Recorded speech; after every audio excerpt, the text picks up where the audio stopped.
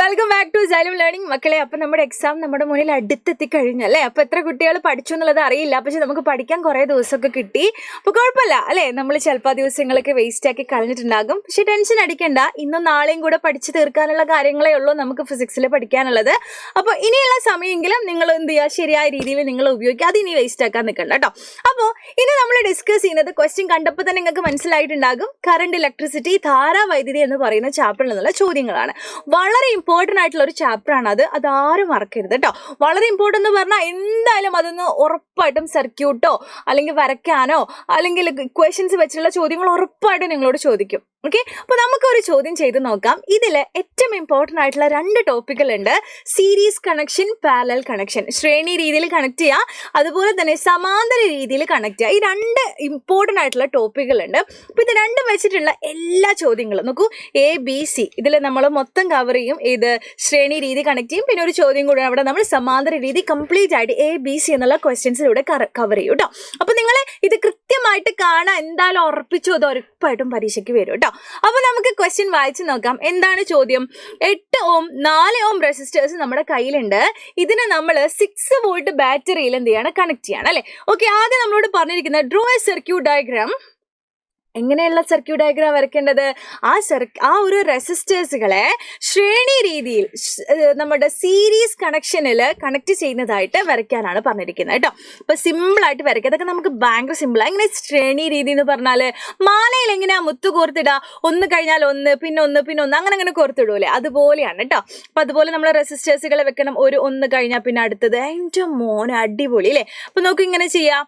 സെറ്റിൽ ഇനി എന്ത് ചെയ്യണം, നമ്മൾ സെല്ലുമായിട്ടാണോ കണക്ട് ചെയ്യേണ്ടതല്ല, ഇവിടെ ഒരു 6 വോൾട്ട് ബാറ്ററിയാണ്. സെല്ല് എന്ന് പറയുമ്പോൾ ഒരു വലിയ ലൈനും ചെറിയ ലൈനും മാത്രം മതി.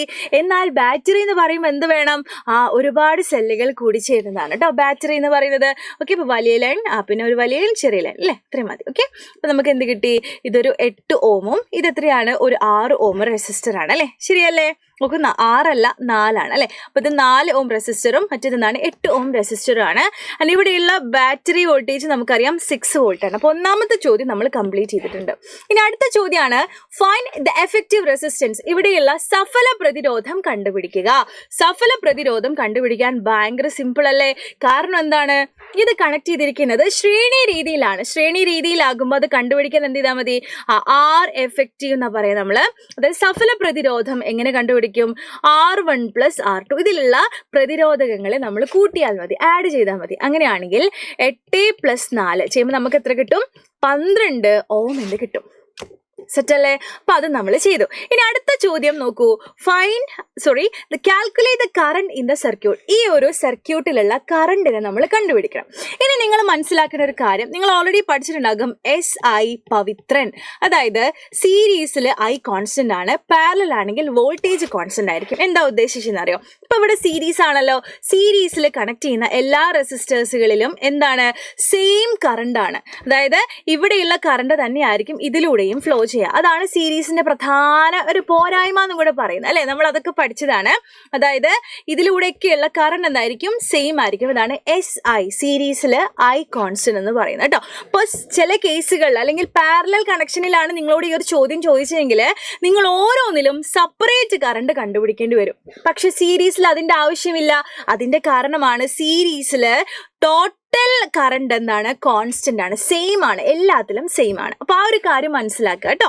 ഓക്കെ, അങ്ങനെയാണെങ്കിൽ നമുക്ക് C ക്വസ്റ്റ്യൻ ചെയ്ത് നോക്കാലോ. സിമ്പിൾ അല്ലേ. എന്താണ്, എങ്ങനെയാ കണ്ടുപിടിക്കുക C ക്വസ്റ്റ്യൻ? എന്താ നമ്മളോട് ചോദിച്ചിരിക്കുന്നത്, എന്താണ്, ഇവിടെയുള്ള കറണ്ട് കണ്ടുപിടിക്കാനാണ്. സിമ്പിൾ ആണല്ലോ. നമുക്കറിയാം, നമ്മളൊരു ഇക്വേഷൻ പഠിച്ചിട്ടുണ്ടല്ലേ, ഓംസ് ലോയിലുള്ള ഇക്വേഷൻ.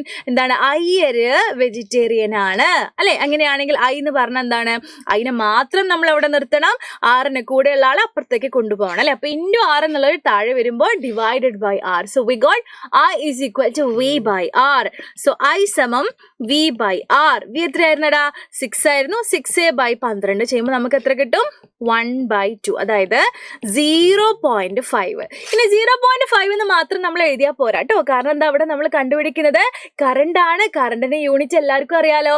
എന്താ കറണ്ടിന്റെ യൂണിറ്റ്, ആംപിയർ ആണ് കേട്ടോ. സോ 0.5 ആംപിയർ എന്ന് നമുക്ക് ആൻസർ കിട്ടും. സിമ്പിൾ അല്ലേ? സിമ്പിൾ ആണ്, വളരെ സിമ്പിൾ ആണ് അല്ലെ? അപ്പൊ ഇങ്ങനെ കണ്ടുപിടിച്ചാൽ മതി കേട്ടോ. പിന്നെ അടുത്ത ചോദ്യത്തിലേക്ക് നമുക്ക് പോവാം. അടുത്ത ചോദ്യം നോക്കണേ, നമ്മൾ പഠിച്ച അതേ ചോദ്യം പക്ഷെ വേറെ രീതിയിലാണ്. നോക്കണേ, റെസിസ്റ്റേഴ്സ് 6 ഓമും 3 ഓമും 6 വോൾട്ട് ബാറ്ററി നമ്മുടെ കയ്യിലുണ്ട്. നേരത്തെ പറഞ്ഞതിന്റെ പോലെ തന്നെ അല്ലെ? ഇവിടെ നമുക്കുള്ളത് 6 ഓമും 3 ഓമും അല്ലെ, പിന്നെ എന്താ ഉള്ളത്? ഒരു 6 വോൾട്ട് ബാറ്ററി നമ്മുടെ കയ്യിലുണ്ട്. ഫസ്റ്റ് ചോദ്യം നോക്കണം, ഇവയെ സമാന്തരമായിട്ട് അതായത് പാരലൽ ആയിട്ട് കണക്ട് ചെയ്യുന്ന ഒരു സർക്യൂട്ട് ഡയഗ്രാം വരയ്ക്കാനാണ് പറഞ്ഞിരിക്കുന്നത്. ഭയങ്കര സിമ്പിൾ ആണ് അല്ലെ? എങ്ങനെയാണ് നമ്മളുടെ സമാന്തരം അല്ലെങ്കിൽ പാരലൽ രീതിയിൽ നമ്മൾ കണക്ട് ചെയ്യാൻ നിങ്ങൾക്കറിയോ? എങ്ങനെയാണെന്നറിയോ? അതായത് നമ്മൾ റെയിൽവേ ട്രാക്കിൽ ട്രെയിനുകൾ നിർത്തിയിരുന്നത് നിങ്ങൾ കണ്ടിട്ടുണ്ട്. എങ്ങനെയാണ്? ഓരോ ട്രാക്കിലും ഓരോരോ ട്രെയിൻ അല്ലേ? അല്ലാതെ ഒന്നിന്റെ ബാക്കിൽ ഒന്നൊന്നും അങ്ങനെ നമ്മൾ ട്രെയിൻ നിർത്തിയിരുന്നത് കണ്ടിട്ടുണ്ടോ? കണ്ടിട്ടില്ല അല്ലേ? ഇതാ ഒരു ട്രെയിന്, ഇപ്പുറത്തെ ബാക്ക് ട്രാക്കിലൊരു ട്രെയിൻ, ഇപ്പുറത്തെ ട്രാക്കിലൊരു ട്രെയിൻ അല്ലേ? അങ്ങനെയായിരിക്കും ഉണ്ടാവുക അല്ലേ? ഓക്കെ, അങ്ങനെ പാരലായിട്ട്, അതായത് ഇവർ ഫേസ് ടു ഫേസ് ആയിട്ട് ഇവർക്ക് ഇങ്ങനെ കണ്ടിരിക്കണം, ആർമാദിക്കണം കണ്ടിട്ട് അല്ലേ?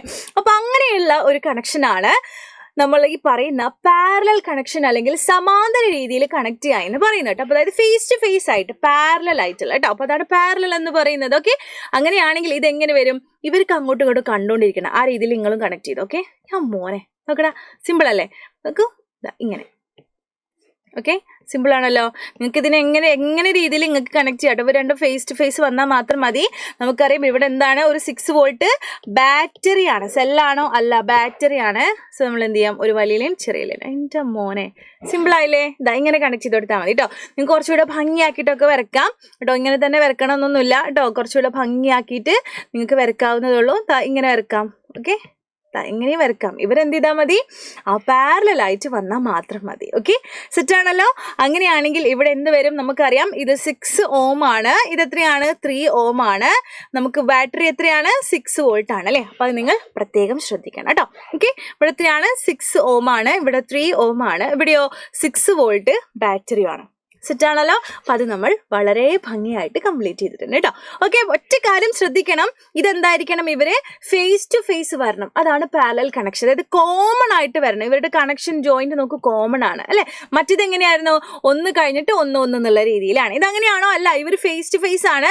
ആൻഡ് ഇവരുടെ കണക്ഷൻ നോക്കൂ, ഇത് കോമൺ ആണ്. ഇവർക്ക് 2 പേർക്കുമുള്ള വോൾട്ടേജ് നോക്കണേ സെയിം ആണ്. നോക്കൂ, ഈ ഒരു ഇത് എന്താണ്? ഇവിടെ നിൽക്കുമ്പോൾ അങ്ങോട്ട് അല്ലെ, ഇങ്ങോട്ടും ആണ് അല്ലെ? നോക്കി, ഇവർക്ക് 2 പേർക്കുമുള്ള വോൾട്ടേജ് അക്രോസ് ആയിട്ട് നോക്കുമ്പോൾ സെയിം വോൾട്ടേജ് ആണ്.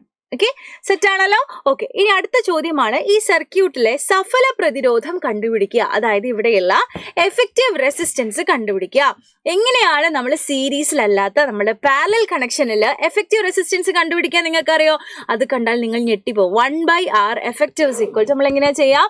1/R effective equal to 1/R1 plus 1/R2 ഈ രീതിയിലാണ് നമ്മൾ ചെയ്യുക കേട്ടോ. ഓക്കെ, അങ്ങനെയാണെങ്കിൽ നമുക്ക് ചെയ്ത് നോക്കാലോ. 1/R effective equal to 1/RA plus എത്ര വരും? 1/3 അല്ലെ? സെറ്റാണല്ലോ. ഇത് ചെയ്യുന്നത് നിങ്ങൾക്ക് അറിയാമെന്ന് വിചാരിക്കുന്നു. എന്ത് വരും? 3 പ്ലസ് 6 ഡിവൈഡഡ് ബൈ 6 3 18. അപ്പൊ എത്ര വരും? 6 3 9. അപ്പൊ 9/18 എത്ര വരെടാ? 9/18 എന്ന് പറയുമ്പോൾ 1/2 അല്ലെ? 1/R എഫക്റ്റീവ് നമുക്ക് എത്ര കിട്ടി? 1/2 എന്ന് കിട്ടി. അപ്പൊ നമുക്ക് വേണ്ടത് R എഫക്റ്റീവ് ആണ് അല്ലെ? അപ്പൊ എന്ത് ചെയ്യണം? അതിനെ തിരിച്ചിടണം. അങ്ങനെയാ ചെയ്യാം കേട്ടോ. അപ്പൊ 2 ഓം എന്നാണ് നമുക്ക് എവിടെയുള്ള എഫക്റ്റീവ് റെസിസ്റ്റൻസ് ആയി കിട്ടിയിട്ടുള്ളത്. സെറ്റാണല്ലോ. ഇനി അടുത്ത ചോദ്യം നോക്കണേ. അടുത്ത ചോദ്യം, ഓരോ പ്രതിരോധകത്തിലൂടെയുള്ള കറണ്ട് കണ്ടുപിടിക്കുക. അതായത് ഓരോ റെസിസ്റ്റേഴ്സിലും കൂടെയുള്ള കറണ്ട് കണ്ടുപിടിക്കണം. എന്താ ഇങ്ങനെ ഒരു ചോദ്യം തന്നത്? നേരത്തെ അങ്ങനെയായിരുന്നോ ചോദ്യം? നേരത്തെ ചോദ്യം നിങ്ങളൊന്ന് ശ്രദ്ധിച്ചോന്നറിയില്ല. കേരളത്തിൽ കറണ്ട് എന്ന സർക്യൂട്ട്, നമ്മുടെ സർക്യൂട്ടിലെ കറണ്ടിനെ കണ്ടുപിടിക്കുക എന്നാണ്. ഇവിടെ എന്താ ചോദ്യം? ഓരോന്നിലും കൂടിയുള്ള കറണ്ടിനെ കണ്ടുപിടിക്കുക. എന്താ അങ്ങനെ ചോദിക്കാൻ കാരണം? അതാണ് ഇവിടെ പാരലൽ രീതിയുടെ പ്രത്യേകത. ഇവിടെ രണ്ടിലുമുള്ള കറണ്ട് എന്തായിരിക്കും? ഡിഫറെന്റ് ആയിരിക്കും. ഓക്കെ, വോൾട്ടേജ് സെയിം ആയിരിക്കും, പക്ഷെ കറണ്ട് ഓരോ സർക്യൂട്ടിലും ഡിഫറെന്റ് ആയിരിക്കും അല്ലെ? അപ്പൊ ഇവിടെ ഞാൻ മിക്സിയാണ് കണക്ട് ചെയ്തത്, ഇവിടെ ഞാനൊരു കുഞ്ഞു ബൾബാണ് കണക്ട് ചെയ്ത് വിചാരിച്ചോ. ഇവിടേക്ക് വേണ്ട കറണ്ട് ആണോ? എനിക്ക് ഇതിലേക്ക് വേണ്ടതല്ല അല്ലെ? അപ്പൊ ഇങ്ങനെ കണക്ട് ചെയ്ത് കഴിഞ്ഞാൽ ഓരോരുത്തർക്കും വേണ്ട കറണ്ട് എന്ത് ചെയ്തോളും? അതിലൂടെ ഫ്ലോ ചെയ്തോളും അല്ലെ? അതാണ് പാരലൽ കണക്ഷനിൽ നമ്മൾക്ക് കണക്ട് ചെയ്യാനുള്ള പ്രധാന കാരണം എന്ന് പറയുന്നത് കേട്ടോ. ഓക്കെ, അങ്ങനെയാണെങ്കിൽ ഓരോ പ്രതിരോധകത്തിലൂടെയുള്ള കറണ്ട് നമുക്ക് കണ്ടെത്താലോ. സിമ്പിൾ ആണല്ലോ. നമ്മുടെ കയ്യിൽ എന്തൊക്കെയാ ഉള്ളത്? 6 ഓം റെസിസ്റ്ററും അതുപോലെ 3 ഓം റെസിസ്റ്ററും ഉണ്ട് അല്ലെ? അപ്പൊ ഇതിലൂടെയുള്ള കറണ്ട് നമുക്ക് ആദ്യം കണ്ടെത്താം. എങ്ങനെ കണ്ടെത്താം? നമുക്ക് എങ്ങനെയാ കറണ്ട് കണ്ടെത്തുക? കറണ്ട് കണ്ടുപിടിക്കാനുള്ള equation I is equal to V by R ആണ് അല്ലെ. അങ്ങനെയാണെങ്കിൽ ഇതിലൂടെയുള്ള കറണ്ട് കണ്ടെത്താം. I is equal to V എന്ന് പറയുമ്പോൾ സെയിം ആണ് അല്ലെ, എല്ലാത്തിനുമുള്ള വോൾട്ടേജ് സെയിം ആണ്. അപ്പൊ 6 ഡിവൈഡഡ് ബൈ നമുക്ക് ആദ്യം 6 അല്ലെ, ഈ വോൾട്ടേജ് ഈ റെസിസ്റ്റർ ചെയ്യാം. 1/1 അതായത് 1 എന്ന് കിട്ടും അല്ലെ. നോക്കൂ 1 ഇത് നമുക്ക് കിട്ടി 1 ആംപിയർ.